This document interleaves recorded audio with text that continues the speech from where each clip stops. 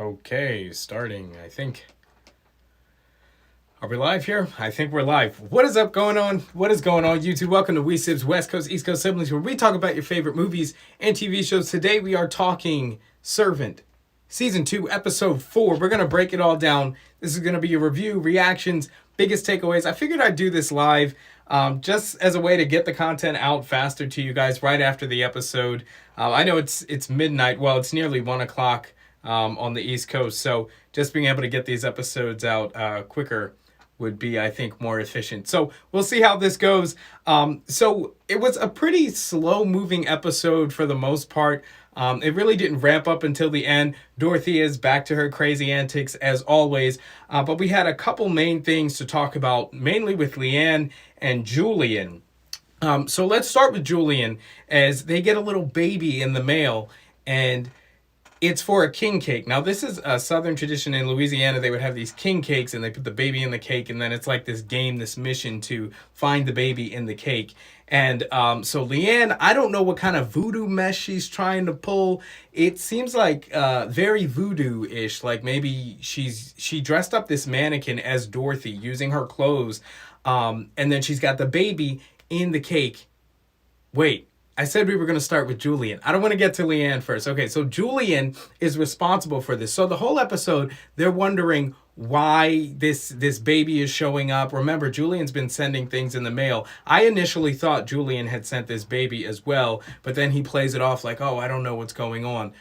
So then we find out he is a part of, the baby being sent in the mail, and then the ransom note that says $200,000 is to be brought to the mall in exchange for this baby. Well, of course, Sean and Dorothy, desperate, they go after this, and turns out Uncle George ends up being there looking for Leanne. So I'm not sure if Julian, it's kind of a toss up here because Julian got his friend to show up at the mall to keep an eye on them, or to, I guess, keep track of what was going down, even though he was on the phone with Sean and Dorothy. I don't know why he wouldn't trust them to give him the whole lowdown on what happened. But he has his friend there monitoring the situation, and they've come up with the $200,000, and then Uncle George shows up there.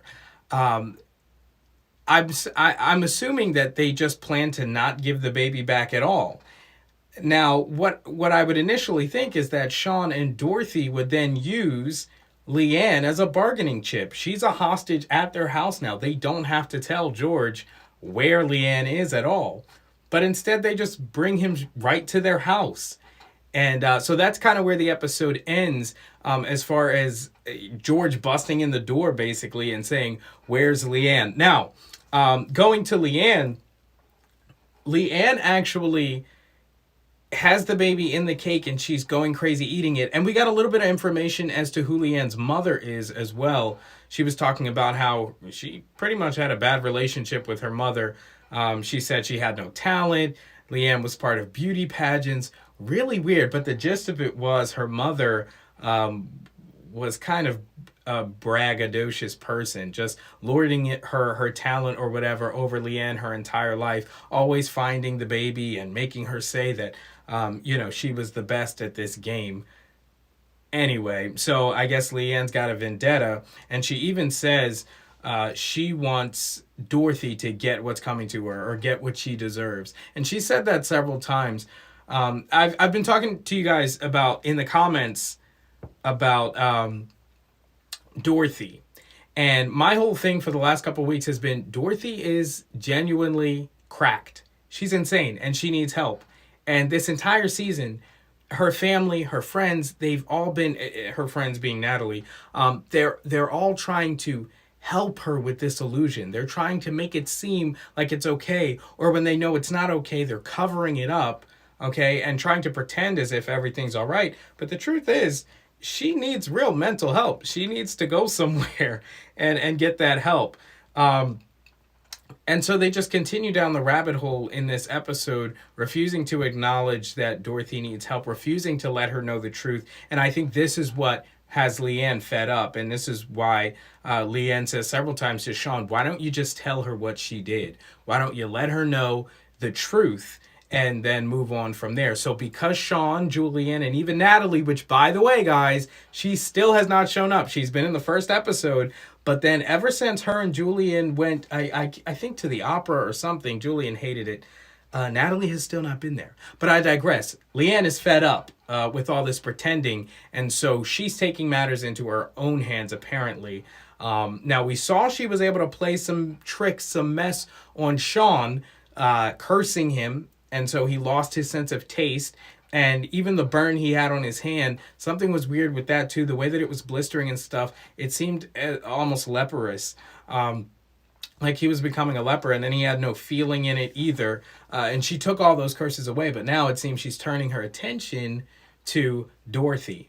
And I guess the mannequin's supposed to represent her in some way, but I don't know what the finding the baby is supposed to represent. But I guess it means that ultimately she wins the baby and ends up keeping the baby. So maybe she's trying to manifest that through what's happening with the king cake. Now, another interesting thing that I found from this episode is that Leanne seems to have powers now. She was causing shortages when she was eating the king cake. Now, I'm assuming it was due to her high level of emotion at the time. She seemed really desperate. She seems like she was getting out anger against her mom as well as against Dorothy. And as she was digging into it, sparks started flying around in her room. I don't know if she has some kind of electrical based powers or what have you, but we've never seen anything like that. I mean, I had made some jokes a couple weeks ago about them possibly having like earthbending or avatar type powers. Speaking of which, that hole in the ground, in their basement, in their cellar, that's still there. And there was a video that Apple had put up on YouTube, on their YouTube channel, with M. Night Shyamalan talking about how the crack in the ground was supposed to represent their darker vices and temptations and those types of things. But no, it seems to represent actual superpowers because she's sparking. She's sparking, okay? And then when she had called Sean on the iPad a couple weeks, maybe 2-3 weeks ago, the ground started cracking. Okay, so she's got some kind of earth-bending powers here, electrical or earth-bending or whatever. She's got a book of curses. Now she's doing voodoo. So, I mean, there's definitely quite the arsenal of weapons she has.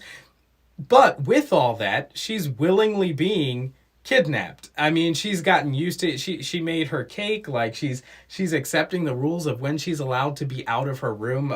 She was talking to Sean about, oh, you said I could be out between 9 and 10 and it's 10:45, I think she said.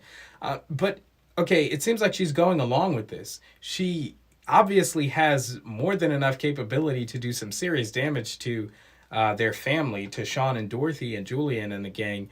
But she's just willingly going along with it, which makes me think, are there any more sinister plans that she may have for them? But those are the biggest things from this episode. There was something on the TV about blind dates. I don't know if that was symbolic or anything. Let me know in the comments below what you think about that. So from here, we still don't know where baby Jericho is. We know he's kidnapped. Uncle George, I'm thinking, we're assuming that he's part of the cult and that he's part of the plan there, going to negotiate on behalf of the cult. But we also have to remember that it's possible that he might be excommunicated or not working with them and solely looking for Leanne. The cult may be fine. I mean, think about it. It's been days. Nobody's come looking for Leanne at all. They know where Sean and Dorothy live. They easily could have sent a search party or become violent or all of the above, really, but they haven't. And so the fact that George is kind of showing up as a one-man army right now leads me to think that he may not be in the good graces of the cult and has kind of gone Lone Ranger, kind of gone rogue.